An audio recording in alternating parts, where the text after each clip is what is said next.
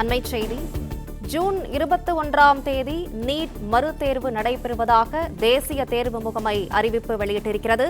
இளநிலை மருத்துவ படிப்புகளுக்கான நீட் மறுதேர்வு ஜூன் 21ஆம் தேதி நடைபெறும் என தேசிய தேர்வு முகமை அறிவித்திருக்கிறது.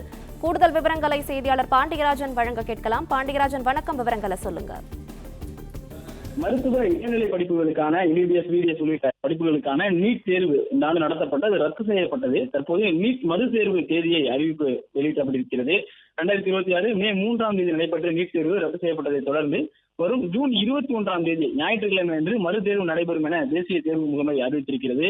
வினாத்தாள் கசிவு மற்றும் முறைகேடு புகார்கள் எழுந்த நிலையில் மாணவர்களின் நலன் கருதி மத்திய அரசின் ஒப்புதலுடன் இந்த மறுதேர்வு நடத்தப்படுவதாக சொல்லப்பட்டிருக்கிறது. ஏற்கனவே விண்ணப்பித்த மாணவர்கள் மீண்டும் விண்ணப்பிக்க தேவையில்லை எனவும் பழைய பதிவுகளே செல்லுபடியாகும் எனவும் சொல்லப்பட்டிருக்கிறது. மறுதேர்வுக்கு மாணவர்கள் தனியாக கட்டணம் எதுவும் செலுத்த வேண்டியதில்லை எனவும், மேலும் மே மாதம் நடந்த தேர்விற்காக செலுத்தப்பட்ட கட்டணத்தை திரும்ப வழங்கவும் தேசிய தேர்வு முகமை நடவடிக்கை எடுத்திருப்பதாகவும் சொல்லப்பட்டிருக்கிறது. மறுதேர்வுக்கான புதிய ஹால் டிக்கெட் மற்றும் தேர்வு மையங்கள் குறித்த விவரங்கள் விரைவில் அதிகாரப்பூர்வமாக இணையதளத்தில் வெளியிடப்படும் என தேசிய தேர்வு முகமை அறிவித்திருக்கிறது. மாணவர்கள் மற்றும் பெற்றோர்கள் சமூக வலைதளங்களில் வரும் வதந்திகளை நம்ப வேண்டாம் எனவும் neet.nta.nic.in என்ற அதிகாரப்பூர்வ இணையதளத்தை மட்டுமே பார்க்க வேண்டும் என்றும் ஒரு அறிவுறுத்தலை தேசிய தேர்வு முகமை வழங்கியிருக்கிறது.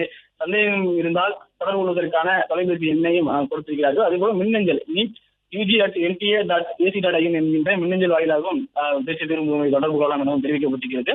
குறிப்பாக இந்த மே 3ஆம் தேதி நடைபெற்ற தேர்வை பொறுத்த வரைக்கும் தமிழகத்திலிருந்து 1.4 லட்சம் மாணவர்கள் விண்ணப்பதாரர்களாக இருந்தனர். இந்தியா முழுவதும் 20 லட்சத்துக்கும் மேற்பட்ட மாணவர்கள் நீட் தேர்வு எழுதுவதற்கு விண்ணப்பம் செய்திருந்தனர். அதில் கிட்டத்தட்ட 17 லட்சத்துக்கும் மேற்பட்ட மாணவர்கள் அந்த தேர்வு எழுதியதாக ஒரு தகவல் இருந்தது. விவரங்களுக்கு நன்றி பாண்டியராஜன்.